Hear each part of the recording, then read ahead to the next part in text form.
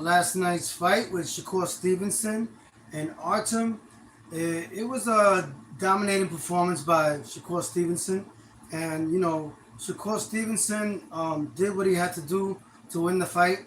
And I believe that in order to garner attention for a fight like Tank Davis versus Shakur Stevenson, you need to, in today's boxing, you need to really garner more like of a impactful, outcome like a knockout or a bunch of knockdowns. That's really what the fans want to see, to be honest. But I appreciate the boxing artillery of Shakur Stevenson, and I admire what he does and how he dictates the pace and uses the angles. I know he didn't throw as many combinations as people would like him to, but he's not that kind of fighter. If he sees a fighter that's very dangerous and has a lot of to offer, like as far as like combination, and he's very awkward, the guy he was fighting. So I believe that Artem was awkward, and he's a really good fighter, but Shakur Stevenson made him look like an ordinary fighter, but he isn't. If he was to fight anybody else, like all the other elite champions, like supposedly elite champions, like Teofimo Lopez would lose to somebody like that. Teofimo Lopez is picking and choosing, but I don't want to talk about that right now. I just feel like Shakur Stevenson, he's damned if he does and damned if he doesn't. I just feel like he's definitely won the fight clearly in a way where, I think that most people want to just see a knockout. They don't appreciate the beauty of the science, of the sweet science. Boxing is a sweet science, but you got to be honest, most people want to see knockouts. And when we see Shakur Stevenson fight, most fans, like Tank Davis fans, they want to see a performance from Shakur Stevenson that makes them want to see the fight, like a knockout or a bunch of knockdowns. That's what they want to see from Shakur Stevenson. But he's not that kind of fighter. I remember a boxer by the name of Pernell Whitaker years ago. He didn't knock people out. He didn't knock people out. He just performed, gave a masterful performance of hitting and not getting hit. And he had these awkward movements, like he was ducked down, and he would fight all the way really low and dodge punches, like using his legs. And he was very awkward. And the way he would win fights is by dominating, making the opponent miss, letting the opponent come to him, and being like a matador, like letting him follow him, and then setting him up for counters, jabs, uppercuts, and just keep moving around. That's the way Whitaker was. But we're in a time right now where a lot of people don't have long attention spans. They have short attention spans, and they don't have the patience to sit down and actually watch a technician, a masterful technician like Shakur Stevenson dominate an opponent the way he did. Yeah, I believe that he did what he was supposed to. He could have threw more combinations, but at the end of the day, only we know what he was dealing with. He's the one facing Artem, and Artem brought his A game, and he did everything he could to win. He was very awkward, and his style was very European style, and from Germany. Like he's one of those boxers that they come from far away. They have a very desire to win. Like if you ask me, they have a hunger to win. And the reason why he looked one-sided, the fight was one-sided, is because Shakur Stevenson's a special athlete, special talent. We got to give him credit where credit is due. But as far as the undercard, Foster and Consencio, I think that was a controversial decision. I'm really disgusted with the corruption and the favoritism in boxing, because if you really look at it, Consencio has a more recognizable name than Foster. Foster was the one that outboxed and totally outclassed Consencio, but since Consencio already had notable losses to Navarrete, Shakur Stevenson, he made a good account of himself in that fight, in some of those fights, as far as being durable. But I feel like Consencio has a more notable name for people that are that are trying to rise in the ranks, to use him as a scapegoat to move up and get some kind of credibility. That's why they gave Consencio the fight, because I feel like boxing is a money game, is a financial money game that has to do with what makes more money, what brings more status to a boxer, And as far as his name, he may not be an elite fighter, consensual, but he does have some credibility as far as the elite fighters that he's lost to, like to Shakur Stevenson, Navarrete. I say Navarrete was one of my favorite fighters. You know, he's one dimensional, but he's very awkward, and that's what makes him dangerous. And I believe that when he fought that Ukrainian boxer, they gave the fight to the Ukrainian boxer, even though I feel like the Ukrainian boxer lost. They gave it to him instead of giving it to Navarrete when Navarrete should have won it. Because I feel like it was all political. You know, a lot of times, you know, they sympathize with what's going on in Ukraine, and they give the fighters from Ukraine the benefit of the doubt because of the situation, the political situation in Ukraine with Russia. But I feel like that's what's going on. And Lomachenko is going to fight Tank Davis. And Tank Davis and Lomachenko, that fight should have been done 2 years ago. And I feel like that fight right now is just it's a political game. They figure Lomachenko, they're making him last long. And, you know, he's coming out of Ukraine. Yeah. Shakur looked sharp and crispy last night. Impressive. Yes, I totally agree. I totally agree. Like, you know, he cannot please everybody. It's going to be hard in these days of boxing to garner attention and respect with a boxing performance like that, you know, to fight Tank Davis, to garner a fight with, you know, to actually clamor for a fight with Tank Davis with looking like that. Nowadays, they don't give you the credit. But back in the 80s and 90s, they gave you the credit if you performed like masterfully like the way he did. Shakur Stevens had a masterful performance, and I feel like they don't give you the credit nowadays for being a masterful boxer because, you know, just, you know, if you really look at it for like to have leverage in boxing, you know, a lot of people, they cater more to a lot of like boxing fans. They want a fight where the fight's gonna end in a knockout and it's bloody, and that's what most fans want. But the person that really appreciates the sport for the technique and you know, the science, the sweet science of it, hitting and not getting hit, he appreciates the art form of being able to box that way because it takes a certain athleticism to perform like that. Yes, Foster was robbed. Yeah, he definitely. It was sad to see that because you could tell that he really worked hard and he looked sad. You could see in the look of his eyes that he was really sad and really upset with the corruption of boxing. You know, like he gave it his all, he dominated him, and he still lost against Consensual. Consensual is more of the name that the boxing promotion would use for anybody that's coming up because you have more credibility beating a fighter like Consensual because they already he made a good account of himself against Navarrete and Shakur Stevenson. So that's why the boxing. That's the boxing politics. You know, they allow the boxers that look credible enough against elite fighters. They use them as a stepping stone for other fighters. So I feel like that's the game of boxing right now. That's the game. They play a lot of political, economical games where it's good for the promotion of the next up and coming star that the big machine is supporting. If they fight a Consensual, they use that as okay, he's a gatekeeper.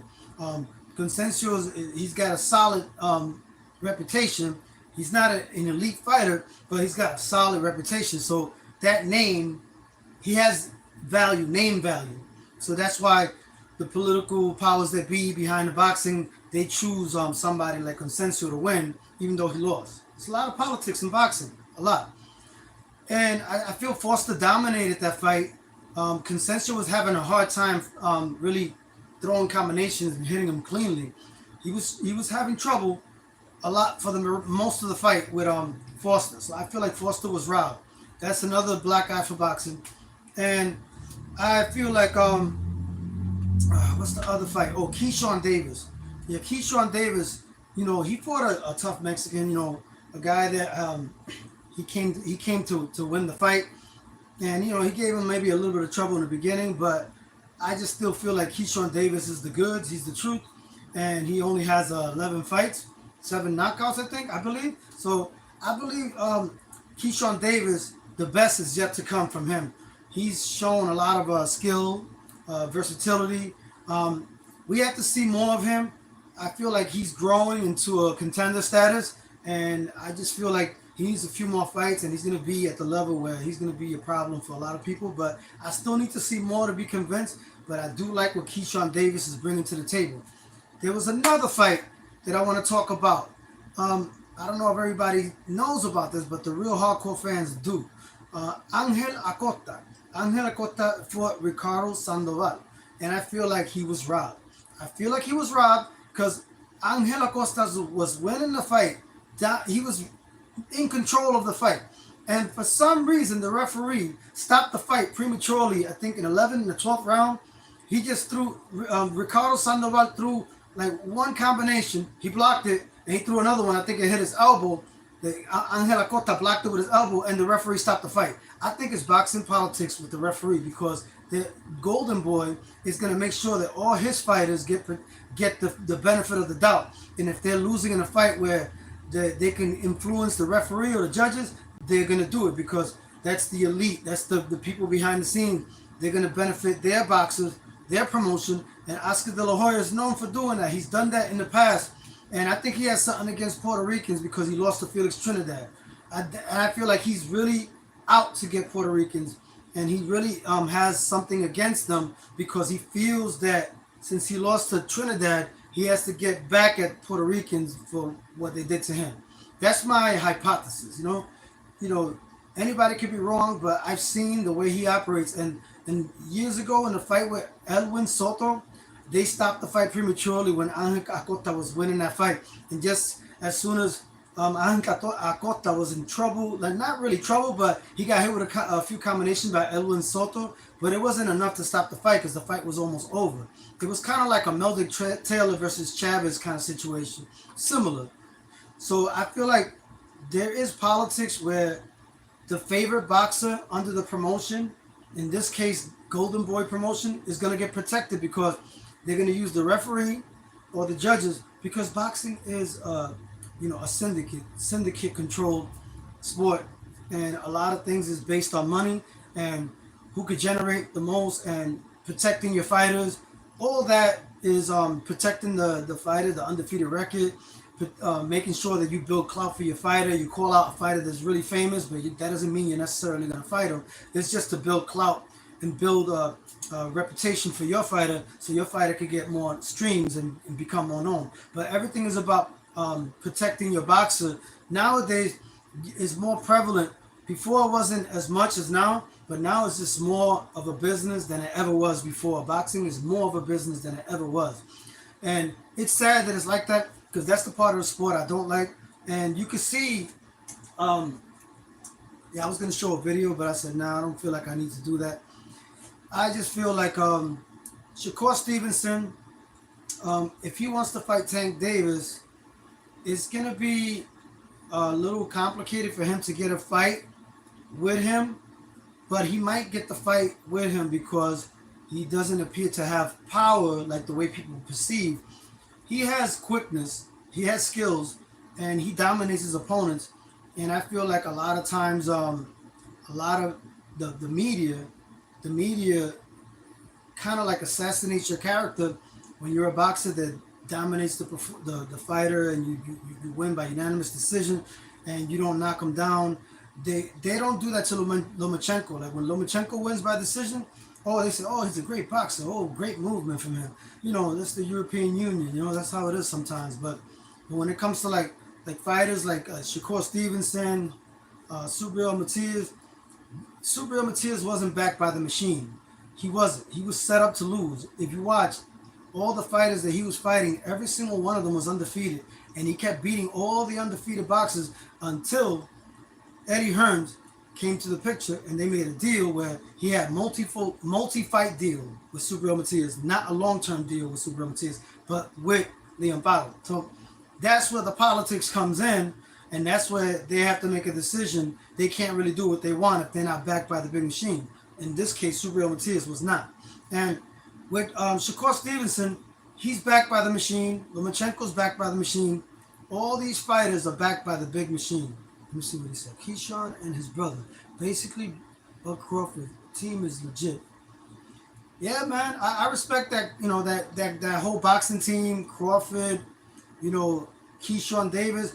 I know that he could talk a lot of smack, but he's backing it up. And I just feel like he just got to focus on just performing and keep doing great and keep getting bigger and bigger fights and just keep, elevating his game like he's doing and keep rising to the top gradually, gradually until he gets that big name. But I feel like he's the truth. He's the goods. Keyshawn Davis is the goods, and I like what I see in him. I like he has a lot of potential. Um, another guy that has potential is what's that fighter? Oh man, let me see. Let me look at it over here. Yeah, William Cepeda. William Cepeda's good. I don't think he'll beat a Shakur Stevenson or a Tank Davis, but I think he's exciting for the boxing game and is good. Is good to see that there's more talent coming up. But I just feel like De La Hoya is using his name to build clout, to build a reputation, to get more followers for William Cepeda, and that's his hustle. You know, I don't like everything that De La Hoya does, but I respect his promotional skills. I think that Puerto Rican promotion should be like that. They should elevate their game and get the boxing promotion in Puerto Rico on the same level. Like Miguel Cotto needs to step his game up. He hasn't done that. What's up, Tony? I'm a new subscriber. I appreciate you, brother. I appreciate you. Shavit Hall. I appreciate you, brother. I appreciate you. Keep subscribing to my channel, my YouTube. Keep subscribing to Tony Also Knows Boxing. Press like, subscribe. I appreciate all the love and whatever hate comes, because at the end of the day, that's what makes the channel what it is. And the truth is the truth, and not everybody's going to embrace it. But I say it because I don't hold back on doing what's right.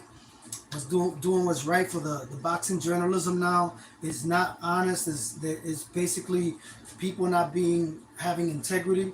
They're not calling out the corruption in the sport, but I call it out, and I feel like that's the best way to be, is to be honest and call out the corruption, because boxing is not the way it used to be. It used to be more about fighting the best, and if you lose to the best, there's no shame in that, because you always could go back and get a rematch. If you made a good account of yourself in the fight, that you should be able to continue your career. But now it's just totally different. If you have a loss, it's a big setback, and it's harder for you to come back. You can come back, but it's just a lot harder now if you have a loss. Everything is about the 0, the undefeated record. Yeah, so I just feel there's a lot of great great fights as far as like what we have available, because it's sometimes it's hard to look forward to the fights, because it feels like it's none of the best fighters want to fight each other, not because they don't want to fight each other. Sometimes they don't, but it's the promoters. The promoters actually protect their fighters in most cases, because they don't want to make the fight until they can make the most money, and it's all more business oriented. The whole focus is more business oriented than actually what the fans want. Like, you could make a lot of money for the fight now, but they figure, if we wait 3 more years, we can make even more money. So it's like the fans get robbed of the fights that they should be having earlier. Like the Terrence Crawford and Errol Spence. We waited a little too long for that. But I think the Floyd Mayweather versus Pacquiao, that's what started it all. Because we waited like how many years for that? 6 years. That was just crazy. That was insane. But we have to get the fights when they're marinated enough. You shouldn't wait so long to get a fight. But everything is about the most money you can make. They try to milk everything so you can make the most money. It's kind of like what Canelo's doing now. Canelo is refusing to fight David Benavidez, and I feel like the fans are getting robbed of a great fight, because he doesn't want to fight Benavidez. He wants to keep milking it, fighting people like Jaime Munguia, fighting boxers like Edgar Berlanga. Like, those fights are watered down fights that real fans, the intelligent boxing consumer or fan, knows what's going on. But it's an insult to the intelligent boxing consumer to make fights like that are watered down, like Jaime Munguia, a one-dimensional fighter that we all knew that Canelo was going to dominate him. No matter how old Canelo is, he just had too much on his resume. But Edgar Berlanga is another one that I feel like is another watered down Mexico versus Puerto Rico fight, because that's just a fight that you see on paper. It looks good, but as far as resume, it's not a good fight. I don't think Berlanga is ready for Canelo. a lot of people are intrigued by the fact that Canelo's older and he's ready for the taking. But I don't think Edgar Berlanga has enough experience and enough on his resume to take advantage of the fact that Canelo's older. I feel like Canelo would dominate Edgar Berlanga. Edgar Berlanga has trouble with boxing ability. He's gotten better. He's looked a little better in his couple of fights. He finally got a knockout in his last fight. But I don't think Berlanga is as good as advertised. They're just creating they're creating an illusion, making you think that he is the next talent from Puerto Rico when he really isn't. He really isn't. He doesn't even know where the Morro is. He probably don't even know where the Morro is. You know, his Spanish is not is not that good looking. But you know, I support Edgar Berlanga, whatever he's trying to do. But I do not believe that he is as good as they say he is, or some people that the few that claim he's that good. No, I think he's not ready for Canelo, and I feel like that fight is not what the fans really want. Is David Benavidez versus Canelo, and I feel like David Benavidez will smash Canelo. He will knock him out. He could possibly knock him out. If he doesn't knock him out, he's gonna definitely knock him down. He's gonna knock him down, and it's gonna be a dominant performance from David Benavidez' part. I feel like Canelo could bring some give him a little bit of complications, a little bit because he does have experience, but not enough to like make an impact. I feel like David Benavidez is not strong at 175, but he's strong at 168. So you know his body's maturing and he wants to accomplish different championships in other weight classes because he feels like Canelo is not giving him the opportunity. So he's doing what he can while he waits for Canelo to make up his mind, which Canelo is gonna try to avoid Benavidez as much as possible. But yeah, man, Shakur Stevenson, I feel like if he was to fight Tank Davis, I feel like Tank Davis. This is how I see the fight. This is how I analyze it. Tank Davis, he has boxing ability. He has a lot of boxing ability. He's a very smart and technical, intelligent boxer. But he's known more for his power than his boxing ability. He boxes when he needs to. He doesn't really think boxing first. He thinks knockout first. But he does box. He does box. He's a very good boxer, but he's more better at punching and knocking people out than boxing ability. And Shakur Stevenson, on the flip side, he is great at defense, very great at boxing. He can stand in the pocket with you and still not get hit cleanly. That's very impressive about him. But he's not known for knockout power or knocking you out, even though he says that he does have power. But I feel like speed can be power. Yeah, man. I respect your opinion because I don't know. That fight is like it depends on who takes advantage of their skill set more than the other. But when I think about Tank Davis has the equalizer, and he boxes really good. He has defense too. He has defense, but not as great as Shakur Stevenson. But he's known as more as a puncher than a boxer. But he can box, so that makes the fight with Shakur Stevenson and Tank Davis very interesting. For the simple fact that Tank Davis has the equalizer and he can box, but can he box good enough to um, to knock out Shakur Stevenson? He probably could. Like I don't underestimate Tank Davis, but can he actually land cleanly enough times to stop Shakur Stevenson? Or can Shakur Stevenson take a punch if he finally gets hit solid by a fighter like Tank Davis? So all those things come into factor in your mind when you look at the fight like play out. It's really an intriguing matchup, but I feel like the the, the intangibles and the advantages are more towards Tank Davis than Shakur Stevenson. Because Shakur Stevenson, the only way that he can win the fight is if he can take the punch of Tank Davis, if he can make him miss, and if he dominates him and keeps him at bay, those are the ways that he has to win. So he has to fight like a perfect, almost a perfect fight, like to beat Tank Davis. For Tank Davis to beat Shakur Stevenson, all he has to do is land one clean shot, and if Shakur Stevenson can't take that shot, it's good night. It's lights out. So those are things that, he has a lot of chances to win Tank Davis against Shakur Stevenson. He don't even have to fight too much of a perfect fight.